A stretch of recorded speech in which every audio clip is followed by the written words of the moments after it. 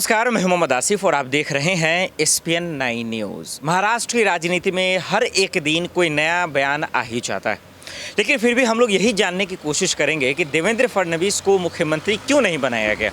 BJP की इसके पीछे क्या वजह हो सकती है। कभी संसदीय बोर्ड से शिवराज सिंह चौहान को हटा देते हैं, तो कभी नितिन गडकरी साहब को हटा देते हैं, देवेंद्र फडणवीस को मौका देते हैं, लेकिन एकनाथ शिंदे को मुख्यमंत्री बना देते हैं। उससे पहले बीएमसी के चुनाव हैं, इसमें तमाम लोग अपनी जो है जान झोंक रहे हैं, पूरी ताकत लगा रहे हैं। और दूसरी तरफ 29 अगस्त को जो है शिवसेना को लेकर जो है फैसले भी आ नहीं पाले। इन्हीं तमाम सवालों पर बातचीत करेंगे। प्रांशी जी मेरे साथ मौजूद हैं। प्रांशी जी, आपका बहुत बहुत स्वागत है।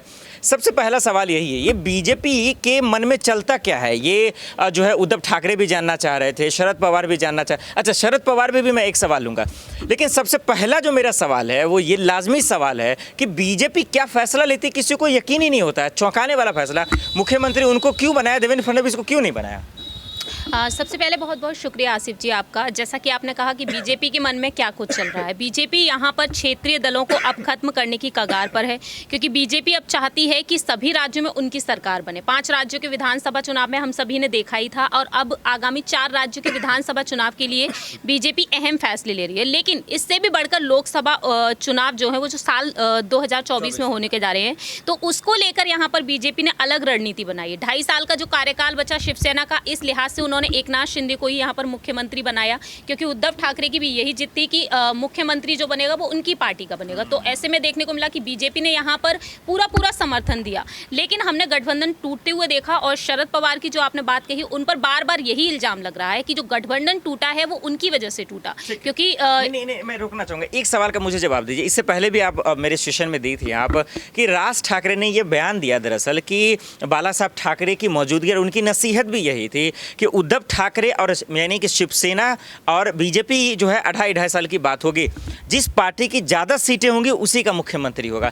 इसका मतलब उद्धव ठाकरे ने धोखा दिया अलग होकर बीजेपी को। क्या यही वजह से, उनकी खुन्नस की वजह से, उद्धव ठाकरे को जलाने की वजह से एकनाथ शिंदे को मुख्यमंत्री तो क्यों नहीं बनाया? क्योंकि उनके पास भी तो सीटें नहीं है, बीजेपी के पास ज़्यादा है, क्यों उनको बनाया मुख्यमंत्री? देखिए, मैं आपसे एक बात कहना चाहूँगी। देवेंद्र फडणवीस ने बीते कुछ दिनों पहले एक बात कही थी, चाहते तो यहाँ पर बीजेपी की भी सरकार बन सकती थी, देवेंद्र फडणवीस को भी मुख्यमंत्री बनाया जा सकता था, लेकिन रणनीति बीजेपी की कुछ और ही रही, जिस रणनीति से हम ये राज ठाकरे, मैंने जो कहा वो बयान दिया कि नहीं उन्होंने, कि दरअसल राज ठाकरे ने ये कहा कि शिवसेना और बीजेपी का जो गठबंधन था उसमें जो है 50-50 के फॉर्मूले पे चलेगा, यानी 2.5 साल उनकी सरकार रहेगी, 2.5 साल इनकी रहेगी। साथ ही उन्होंने ये भी कहा कि जिस पार्टी की सबसे ज़्यादा सीटें होंगी मुख्यमंत्री उसी का होगा। तो भाई बीजेपी के पास सबसे ज़्यादा सीटें थी तो उनका मुख्यमंत्री बनना चाहिए, लेकिन शिवसेना ने धोखा दिया, यानी कि उद्धव ठाकरे ने धोखा दिया और अलग हो गए, और एनसीपी कांग्रेस के साथ मिलकर सरकार बना ली। अब जो एकनाथ शिंदे उनके साथ आए हैं और देवेंद्र फडणवीस मुख्यमंत्री नहीं बने, तो मेरा सवाल ये, भाई विधायक तो 40 हैं, फिर अब एकनाथ शिंदे को क्यों मुख्यमंत्री बना दिया, देवेंद्र फडणवीस को क्यों नहीं बनाया? देखिए, जिस तरीके से यहाँ पर देवेंद्र फडणवीस का जो डिमोशन हुआ है वो वाकई में हर किसी को हैरान कर देने वाला है। भले ही उनका डिमोशन किया गया, भले ही मुख्यमंत्री एकनाथ शिंदे को बनाया गया है, लेकिन बीजेपी की रणनीति यहाँ पर अब भी भारी पड़ रही है। भले ही उनको मुख्यमंत्री बनाया गया, लेकिन जो विभाग मंत्रालय दिए गए हैं वो ज़्यादा से ज़्यादा देवेंद्र फडणवीस को दिए गए हैं। और यहाँ पर मंत्री पद पर जो शपथ ग्रहण की गई मंत्रिमंडल में, यहाँ पर एकनाथ शिंदे के गुट को भी दी गई है, लेकिन एकनाथ शिंदे के गुट को यहाँ पर फायदा मोदी कैबिनेट में भी मिल सकता है। ये दावा किया जा रहा है कि शिंदे गुट के कुछ विधायक है जिनको मोदी कैबिनेट में जगह मिल सकती है। बात रही यहाँ पर राज ठाकरे के बयान की, तो राज ठाकरे मैदान में अब उतरे हैं। इतने दिनों से वह चुप थे, लेकिन अब देखा वक्त भी थे, हनुमान चालीसा को लेकर हमला थे, लेकिन जिस वक्त यहाँ पर सरकार जिस तरीके से गिरी थी, उस वक्त सर्जरी जब उनकी हुई थी, उस वक्त वह चुप थे। लेकिन अब जो बीएमसी चुनाव आए हैं उसकी वजह से यहाँ पर वह अपनी बात रख रहे हैं। और दूसरी तरफ मैं आपको बता दूं, जो ऑडियो क्लिप, वह वीडियो क्लिप वगैरह शेयर करते हुए नजर आ रहे हैं सोशल मीडिया पर, अब वह अपनी पार्टी को मजबूत बनाने में लगे हुए हैं, क्योंकि ना तो वह यहाँ पर बीजेपी का समर्थन करते हुए दिखाई दे रहे हैं, ना ही उद्धव का समर्थन करते हुए दिखाई दे रहे हैं। वह सिर्फ और सिर्फ अपनी पार्टी को मजबूत बनाने की यहाँ पर कवायद दिखाते हुए नजर आ रहे हैं। तो ऐसे में देखा जाए, बीजेपी ने जिस तरीके से रणनीति खेली है वो वाकई में यहाँ पर सभी को हैरान कर देने वाली है। देवेंद्र फडणवीस ने चुपचाप से यहाँ पर इस पद को स्वीकार किया, क्योंकि कहीं ना कहीं वह रणनीति समझ रहे हैं। आपने बात की नितिन गडकरी की, देवेंद्र फडणवीस को संसदीय बोर्ड में बिठा दिया गया और संसदीय बोर्ड में उनको एक अलग पद मिल गया है। तो ऐसे में देखा जाए, जाहिर सी बात है, यहाँ पर बीजेपी की जो अलग अलग रणनीतियां हैं वो 100 सवाल आज भी खड़े कर रहे हैं। वो वक्त के साथ साथ हमें पता चलेगा कि देवेंद्र फडणवीस के लिए अब बीजेपी ने क्या सोचा है। और एकनाथ शिंदे जिस तरीके से कह रहे हैं कि हर एक चुनाव को वह जीत कर दिखाएंगे और आने वाले समय में जितने भी चुनाव होंगे उसमें भी जीत हासिल करेंगे, लेकिन सवाल यहाँ पर आने वाले विधानसभा चुनाव को लेकर उठता है और उसको लेकर विधानसभा चुनाव को लेकर होता है। ये महाराष्ट्र के जो भूचाल है उसकी जो लड़ाई है वो दिल्ली तक भी आ गई है। अरविंद केजरीवाल कल विधानसभा में कह रहे थे कि पीएम यानी बीजेपी ने जो है पिछले कुछ सालों में लगभग 200 प्लस विधायकों को खरीदे। अब मेरे इस सवाल का जवाब दीजिए, जिसमें एकनाथ शिंदे भी इंक्लूड है, उनके 40 विधायक भी इंक्लूड है।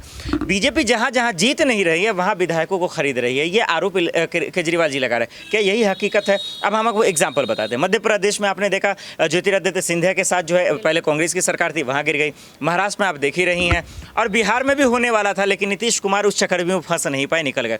क्या ये हकीकत है कि विधायकों को खरीद कर ही अपनी सरकार बना रहे हैं? देखिए, जिस तरीके से अब बीजेपी पर जो इल्जाम लग रहे हैं, अगर बीजेपी यहाँ पर सीबीआई और ईडी का सहारा लेती हुई नजर आ रही है, जैसा कि विपक्ष का आरोप है, तो कहीं ना कहीं यहाँ पर बीजेपी पर भी वही आरोप लग रहे हैं कि बीजेपी अब विधायकों को खरीद रही है। तो पर्दे के पीछे क्या कुछ चल रहा है वो तो हम नहीं बता सकते, लेकिन बीजेपी ने साफ तौर पर एक चीज कही है कि क्षेत्रीय दलों को वह खत्म करना चाहती है। तो शायद यही उनका रास्ता है कि क्षेत्रीय दलों को उन्हें कैसे खत्म करना है। एकनाथ शिंदे का जो गुट है, जिसमें आपने सीटों को लेकर बातचीत की थी, देवेंद्र फडणवीस ने यह कहा था कि एकनाथ शिंदे के गुट में विधायकों की संख्या काफी कम थी, तो हमने सहारा दिया। तो बीजेपी ने यहाँ पर उनको सहारा देके मुख्यमंत्री तो बना दिया। अब यहाँ पर बात करते हैं अरविंद केजरीवाल की। अरविंद केजरीवाल ने यहाँ पर अब विधायकों को लेकर बात कही है, लेकिन अरविंद केजरीवाल की तरफ से जो हम बयानबाजी देख रहे हैं वो ये भी सामने आया कि साल 2024 में प्रधानमंत्री पद के लिए अब उन्हें उम्मीदवार भी बनाया जा सकता है। कि जिस तरीके से गोपाल राय ने अपनी बात कही है कि साल मसला है कि पीएम उम्मीदवार बनाया जाएगा, लेकिन ये आरोप अब देखना होगा कि क्या वाकई में, आखिर हम सब देख भी रहे हैं कि किस तरह से विधायकों को खरीदा जा रहा है, वो बिक भी रहे हैं। अगले मसले पे आते हैं। अगला सवाल जो हमारा ये है प्रांशु जी, वो ये कि शिवसेना की लड़ाई भी सुप्रीम कोर्ट में चल रही है। आपने ही बताया था कि 29 अगस्त को जो है फैसले आने वाले, देखना होगा कि क्या आता है। अब मेरा एक सवाल ये है जो मैं जानना चाह रहा हूँ, और आखिरी ही सवाल है, क्या लगता है कि अब जो है 29 अगस्त को फैसले आ जाएंगे या फिर से टल जाएगा, और आएंगे तो किसके हक में आएंगे, शिवसेना किसकी होगी? देखिए, ये कहना तो मुश्किल है कि शिवसेना किसकी हो सकती है और किसके पक्ष में फैसला आ सकता है, क्योंकि ये तो वक्त के साथ ही पता चल। लेकिन अगर यहाँ पर बात की जाए शिवसेना पार्टी के, विरासत में पार्टी उद्धव ठाकरे को मिली है, तो यहाँ पर चांसेस सबसे ज़्यादा उन्हीं के दिखते हैं, क्योंकि जिस तरीके से दावे किए गए हैं, जो नियमों के तहत देखा जाए तो उनकी सरकार एक अवैध सरकार ही कहलाई जाएगी।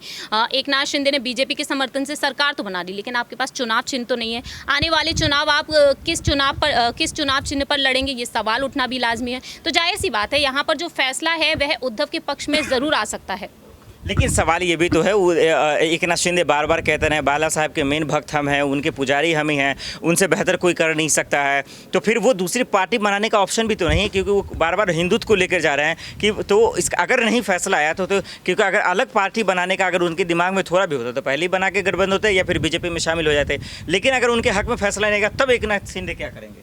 देखिए, एकनाथ शिंदे जिस तरीके से हिंदुत्व के यहाँ पर नारा लगा रहे हैं, तो हिंदुत्व के नारे के हिसाब से देखा जाए तो मनसे प्रमुख राज ठाकरे भी हैं, क्योंकि लोगों को बाला साहेब ठाकरे की छवि उनमें ज्यादा नजर आती है, ना ही उद्धव में, ना ही एकनाथ शिंदे में। तो सवाल तो यहाँ पर उनके इस जवाब पर यहाँ पर ये भी खड़ा होता है कि अगर हिंदुत्व की बात है तो राज ठाकरे भी आगे हैं, लेकिन चुनाव चिन्ह पर अगर गौर किया जाए तो चुनाव चिन्ह को लेकर कपिल सिब्बल ने ये कहा था कि बीजेपी में या तो वह विलय हो जाए या फिर अपनी पार्टी का गठन कर लें। तो आसिफ जी, जाहिर सी बात है, अगर यहाँ पर उद्धव के पक्ष में अगर फैसला आता है तो एकनाथ शिंदे को जरूर कोई ना कोई इनमें से एक ऑप्शन तो चुनना ही पड़ेगा। इसके अलावा उनके पास कोई ऑप्शन भी नहीं है, और यही वजह है कि 29 अगस्त का दिन बेहद ही खास होने वाला। बहरहाल देखना होगा कि आखिर फैसला किसके हक में आता है। चलिए, आज के लिए इतना ही, मुझे दीजिए इजाजत, और आप देख रहे हैं SPN9 न्यूज़। नमस्कार।